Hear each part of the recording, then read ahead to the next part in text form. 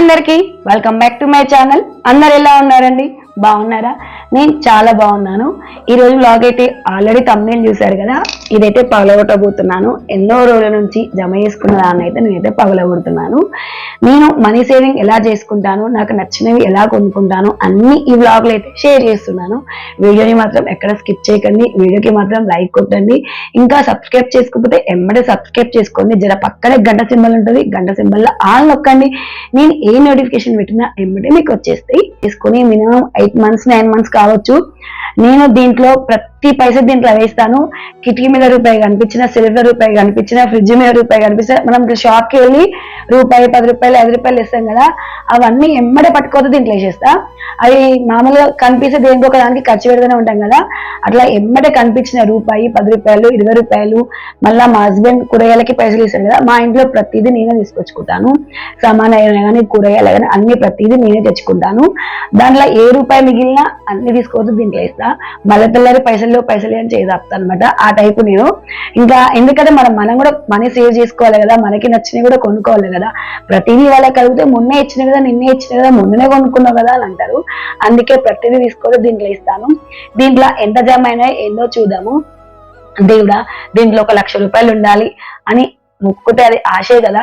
ఆశ వెనకాల ఎప్పుడు పరిగెడుతూనే ఉండాలి. ఇది కావాలి అది కావాలి అనుకుంటే 3 పూటలా మనం ఎప్పుడు తినలేం. ఆ ఆశ వెనకాల పరిగెట్టుకుంటూ ఉండాలి. ఇంకా తినడం గురించి ఆలోచించాం, మర్చిపోతాం. ఈ రోజు ఉన్నది ఈ రోజుకి కడపడినా తిన్నాం. ఉన్న దాంట్లో సర్ది పెట్టుకోవడమే 3 పూటలా తింటాము. ఆశ కోసం అద్దులు ఉన్నాయి అంటారు కదా, ఆశ కోసం నిజంగానే అద్దులు ఉండవు. కోరికలు అనంతము. ఆ కోరికల కోసం మనం పరిగెడుతూనే ఉండాలి. ఇంక ఇప్పుడైతే ఇదైతే వలగొడతాను. ఎన్ని పైసలు ఉన్నాయి ఏంది అన్ని అయితే షేర్ చేస్తాను. రూపాయితో సహా లెక్క పెట్టి మీకైతే చెప్తాను. ఇదైతే పగలగొడతాను. ఎంతకైనా మంచి దేవుడికైతే దండం పెట్టుకుందాము. దీంట్లో పగలగొట్టిన పైసలు ఏం చేస్తాను అన్ని కూడా మీకైతే షేర్ చేస్తాను.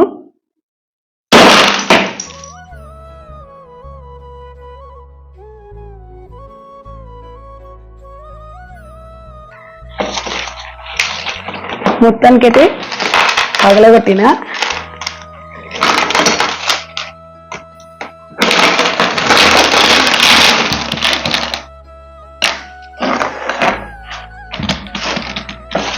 ఎక్కువ 100 రూపీస్. ఇగో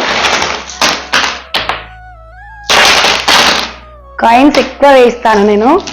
కాయిన్స్ ని అస్సలకి ఇష్టపెట్టాను. ఏడ కనిపిస్తే చిల్లర పైసలు వేస్తూనే ఉంటాను.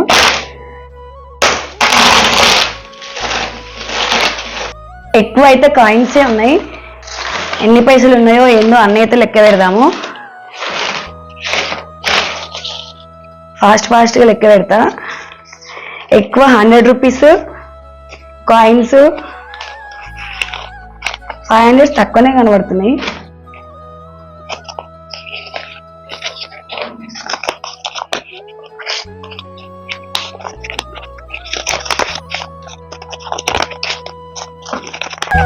నాకైతే మస్తు ఖుషి అవుతుంది ఈ పైసలు చూస్తుంటే.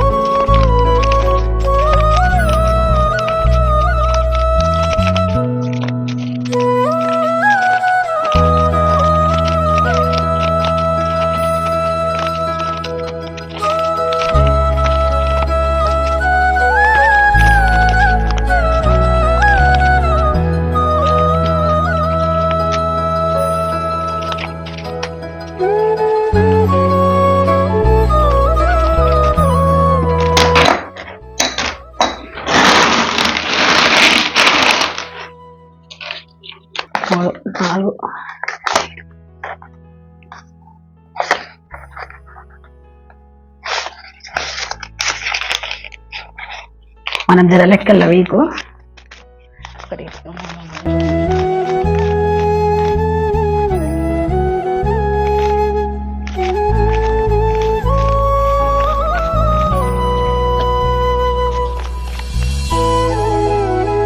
ఇంకే ఉన్నాయి.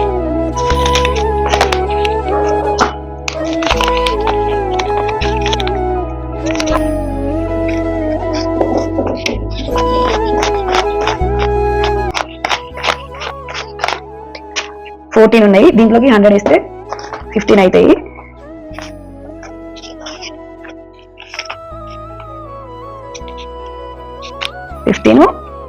ఇది 6,000, 7,500, 7,500, 8, 9, 10, 11.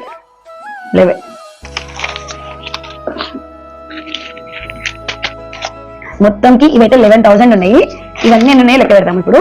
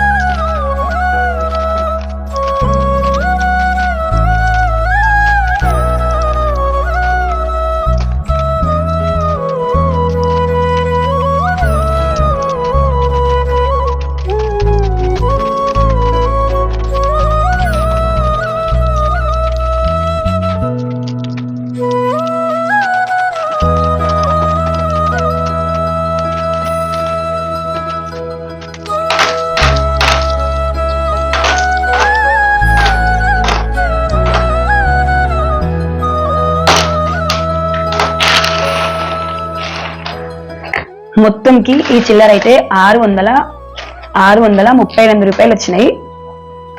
638,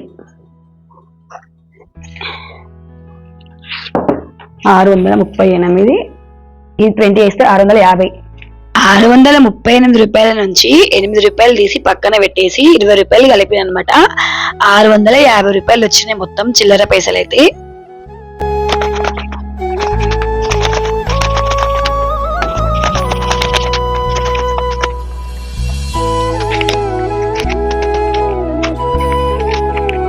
$12,530 రూపాయలు ఉన్నాయి. ఇందాక లెక్క మిస్టేక్ వినట్టుంది, తొందరగా లెక్క పెట్టినా.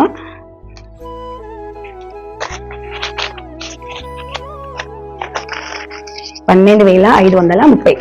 నేనైతే గల్లగోగుల జమ చేసిన పైసలు 13,180 రూపాయలు చిల్లర పైసలతోని అటు ఇటు 13,200 రూపాయలు అనమాట.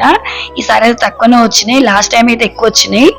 ఇంతమందికి కొంచెం పెద్ద గల్లగోగుల వేసిన అప్పుడు నాకు ఎంత వచ్చినాయి, 18,000 వచ్చినాయి. లాస్ట్ టైం 1 year అవుతుంది, అప్పుడు 18,000 వస్తే నేను అప్పుడు ఈ రింగ్ చేయించుకున్నాను. దీంట్లో కొన్ని పైసలు కలిసుకొని ఇది ఈ రింగ్ చేయించుకున్నాను. నాకు ఇది అప్పుడు ఎంత 20,000 ఏమో అయింది.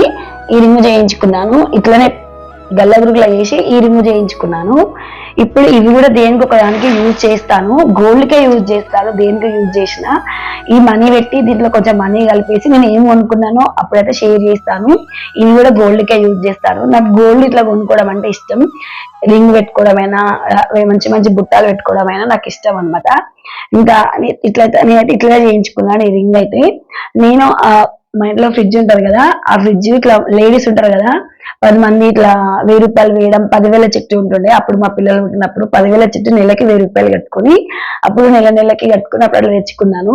ఇగో ఇదేమో ఇన్స్టాల్మెంట్ లో తీసుకున్నాను దివాను. నేను అన్ని ఇట్లనే పొదుపు చేసుకుంటాను అనమాట. ఒకవేళ మనం సరుకులకి పోయినా కానీ మనీ ఎట్లా సేవ్ అవుతుంది అని అనుకుంటారు కదా, మనము సరుకులకి పోతాం కదా హస్బెండ్ తోని, మనం పోయినా కానీ అప్పుడే ఎక్కువ తెచ్చుకోవాలి. మనకి సరిపడా ఒక మినిమం మంత్లీ కాకుండా ఒక 3-4 months కి సరిపడా తెచ్చుకోవాలి. నేను ఒక 4 months కి ఒకసారి అట్లా వెళ్తాను. అప్పుడు ఒక 12,000 పెట్టి 13,000 పెట్టి తీసుకొచ్చుకుంటాను. సామాన్ అయితే నాకు అట్లా వెనకాల కనిపిస్తున్నాయి కదా, ఆ డబ్బాలు మొత్తం నింపేసుకుంటాను. ఆ డబ్బాలన్నంతసేపు నాకు సామాన్లు ఏం అవసరం ఉండవు. ఒకవేళ చిన్న సామాన్లు అయిపోయినా నేను లోకల్ షాపులకి అయితే వెళ్ళి తెచ్చుకుంటాను. అంతేగాని మంత్లీ అయితే సరుకులకి పోను. ఇంకొకటి కూరగాయలు నేను వీక్ కి సరిపడా తీసుకురాను. ఒకవేళ మనం వీక్ కి సరిపడా కూరగాయలు తెచ్చుకున్నాం అనుకోండి, సపోజ్ ఈ రోజు మండే మార్కెట్, వీక్ కి సరిపడా కూరగాయలు తెచ్చుకుంటాం. సపోజ్ మనం రేపు ఊరికి వెళ్ళాల్సి వస్తుంది, ఆ రోజు కూరగాయలు వేస్ట్ అవుతాయి కదా. సపోజ్ మనకు చికెన్ తినాలనిపిస్తుంది, ఆ రోజు కూరగాయలు వేస్ట్ అనిపిస్తుంది కదా. లేకపోతే బిర్యానీ తినాలనిపిస్తుంది, లేకపోతే కూర ఉండబుద్ధి కాదు, ఒక్కొక్కరు బయట నుంచి తెచ్చుకొని తినాలనిపిస్తుంది. సపోజ్ మనం బయటకి బిర్యానీ తినకి వెళ్తాం, మనం వారం రోజులు కూరగాయలు తెచ్చుకొని పోతాం కదా, మరి అందులోంచి కూరగాయలు వేస్ట్ అయిపోతాయి కదా. 1 month మనం 1 week తెచ్చుకొని ఫ్రిడ్జ్ లో పెట్టుకుంటాం, మరి మిగతా కూరగాయలు వేస్ట్ అయిపోతాయి కదా. మళ్ళీ అవి 1 week ఫ్రిడ్జ్ లో పెట్టాలి, వాటిని దాచి పెట్టాలి, కవర్ల ప్యాక్ చేయాలి, వాటిని జాగ్రత్తగా చూసుకోవాలి. మళ్ళీ ఫ్రిడ్జ్ తింటున్నాం కదా మనమైతే, మనం నాచురల్ తిండి అయితే తింటలేం కదా. నేను ఎట్లా తీసుకుంటా కూరగాయలు అంటే, రేపు ఈ రోజు ఆదివారం వచ్చింది, సోమవారంకి మంగళవారంకి తీసుకుంటాను. సోమవారంకి మంగళవారంకి కూరగాయలు తీసుకుంటా. అవి అయిపోయిన తర్వాత ఆకుకూరలు అమ్మనికి వస్తారు కదా, లేకపోతే మార్కెట్ వెళ్ళైనా సరే ఆకుకూరలు ఇంకా క్యారెట్ అట్లాంటివి తెచ్చుకుంటాను. అవి ఒక 2 రోజులు అట్లా కవర్ చేస్తాను. ఆకుకూరలు, క్యారెట్, లేకపోతే మధ్యలో ఒక చికెన్ అట్లా కవర్ చేస్తాను. ఇంకా 2 రోజులు, ఒక రోజు పప్పు చారు, లేకపోతే కంపల్సరీ మా ఇంట్లో టమాటా చారు ఉంటే టమాటా చారు, పప్పు అట్లా కవర్ చేస్తాను. అన్ని కూరగాయలు ఒక వారం కూరగాయలు ఎక్కువ తింటాం, ఒక వారం ఆకుకూరలు తింటాం, అట్లా కవర్ చేస్తుంటాను అనమాట. అన్ని తెచ్చుకొని ఒకసారి ఫ్రిడ్జ్ లో పెట్టుకోను. ఇంకొకటి డిమార్ట్ కి వెళ్తాం. డిమార్ట్ కి వెళ్ళినప్పుడు మనం అనాదానం బ్యాగులు సంకలేసుకొని పోతాం. అట్లా పోతే ఏం లాభం? మనం ఇంటి దగ్గర కిచెన్ లో నిలబడి నాకు ఏం సామాన్లు కావాలి, నేను ఈ మంత్ ఎక్కువ ఏం యూజ్ చేస్తాను, పిల్లలకి ఎక్కువ స్కూల్ ఉందనుకో టిఫిన్స్ ఎక్కువ యూజ్ చేస్తాం, పిల్లలకి తక్కువ స్కూల్ ఉందనుకో తక్కువ యూజ్ చేస్తాం కదా. అట్లా నేనైతే అట్లా ఆలోచించుకుంటాను. ఇంత పప్పు ఇంత, రవ్వ ఇంత, ఇడ్లీ రవ్వ ఇంత, ఇట్లా ఒక పేపర్ లో రాసేసుకొని ఆ పేపర్లోకి తీసుకొచ్చుకుంటాను. ఒకవేళ మనం పేపర్ రాసుకోకపోతే అది ఉందా లేదా, అది లేకుండా వచ్చు అది తీసుకోవాలి, జీలకర్ర ఉందా లేదా, ఉన్నా కానీ సరిపోదా ఇది తీసుకోవాలి, అయ్యో మళ్ళీ చక్కెర సరిపోదా ఆ చక్కెర తీసుకోవాలి. ఇట్లా అన్ని ఎక్కువ తీసుకొచ్చుకున్న వాళ్ళు మనం ఇట్లా ఆలోచించుకొని ఇట్లా తీసుకొచ్చుకున్నాం అనుకో మనకి తక్కువ తగ్గుతుంది. మీరు నమ్మరో దీపావళికి తెచ్చుకున్నాను సమాను, మళ్ళీ ఇంట్లో నేను సమానికి ఇవ్వలేదు. అవి నాకున్నాయి, టిఫిన్ కి సరిపడా కంపల్సరీ ఉంటాయి. ఒక అయిపోయేది పల్లీలు ఎక్కువ తెచ్చుకోను, పురుగు పడతాయి కనుక, చేదొస్తాయి కనుక. అట్లాంటి కొంచెం తక్కువ తెచ్చుకుంటాను, కానీ పప్పులు మాత్రం ఎక్కువనే తెచ్చుకుంటాను. మనం ఈ డిమార్ట్ కి వెళ్ళినప్పుడు పిల్లలు తీసుకోకూడదు. పిల్లలు తీసుకెళ్ళామనుకో మమ్మీ నాకు అది కావాలి, మమ్మీ నాకు ఇది కావాలి అని అంటారు. అట్లా మనం మనీ ఎక్కువ పెడతాం. అదే మనం పిల్లలు తీసుకోకుండా, అరే నేను డిమార్ట్ కి పోతున్నా, నీకేం కావాలి, నీకేం లేవు, చదువు సంబంధించిన ఇది నీకేం తినాలనిపిస్తుంది, అది అడిగి అవి తీసుకొచ్చుకుంటే సరిపోతుంది కదా. పిల్లలు తీసుకోవడం ఏముండదు కదా. మళ్ళీ మీకు డౌట్ రావచ్చు, పిల్లలు తీసుకుంటే పిల్లలకు తెలుస్తుంది కదా అని మీకు అనిపించవచ్చు. పిల్లలకి తెలియాలంటే ఒక లంచ్ బ్యాగ్ ఇచ్చి 20 రూపాయల 100 రూపాయల ఇచ్చి, అరే నాన్న ఎగ్స్ తీసుకురాపు, ఆనియన్స్ తీసుకురాపు, ఇంకా పచ్చిమిరపకాయలు తీసుకురాపు, టమాటాలు తీసుకురాపు, ఒక పాల ప్యాకెట్ తీసుకురాపు అని పంపించాలి.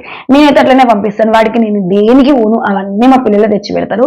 మాకు రోడ్ దాడాల్సిన పని అయితే ఉండదు, దగ్గరే ఉంటుంది షాపు. ఇద్దరు కలిసి పోతారు, ఇద్దరు కలిసి తీసుకొస్తారు. మళ్ళీ ఈ నోట్ ఇస్తాం కదా, ఈ నోట్ కి ఎంత ఖర్చు అయినాయి, ఎంత తీసుకొచ్చిన అని మళ్ళీ మనం అడగాలి. అట్లా అడిగితే వాళ్ళకి తెలుస్తుంది, అరే షాప్ కి పోతే ఇంత ఖర్చు అవుతాయి ఇట్లా అని తెలుస్తుంది. నేనైతే ఇట్లనే ఆలోచిస్తాను, ఇట్లనే పొదుపు చేసుకుంటాను. నేనైతే ప్రస్తుతానికి ఇట్లనే ఆలోచిస్తాను. ఇట్లా ఆలోచించి నేను కొంచెం గోల్డ్ కొనుక్కున్నాను మా ఇంట్లోకి. మా ఇంట్లో ఉన్న సామాన్లన్నీ నేను ఇన్స్టాల్మెంట్ లో తీసుకున్నవే. షాప్ కి పోయి నెట్ క్యాష్ పెట్టి ఉన్నదైతే ఏది లేదు. మా ఇంట్లో ఫ్రిడ్జ్ దగ్గర నుంచి గ్రైండర్ దగ్గర వరకు, ఫ్రిడ్జ్ నేను నెట్ పైసలు పెట్టే ఉన్నాను, చిట్టి పైసలు. గ్రైండర్ దగ్గర నుంచి మొదలు పెడితే మిక్సీ దగ్గర వరకు నేను ఏది మనీ ఇట్లా క్యాష్ ఇచ్చి కొనలేదు, ఇన్స్టాల్మెంటే. మంత్లీ 200, 300, 500 ఇచ్చి అట్లా కొనుక్కుంటాను, కానీ నెట్ క్యాష్ ఇచ్చి అయితే కొనను. నేనైతే నా మనీ పొదుపు ఎట్లా ఉందో నాకైతే కామెంట్ లో షేర్ చేయండి.